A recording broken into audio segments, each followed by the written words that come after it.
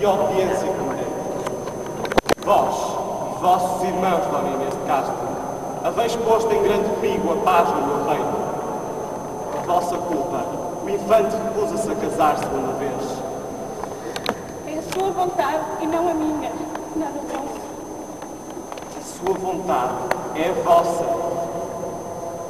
Por vossa culpa, Dom Pedro não tem hoje mais que um herdeiro legítimo. Por vossa culpa e por culpa dos vossos, eu temo hoje pela vida do infante Dom Fernando. Temo pela vida do meu neto. E estes? Estes não são vossos netos? Filhos, meus filhos, vim pedir ao rei. Vim pedir ao rei pela vida da vossa mãe. Que ele quer matar.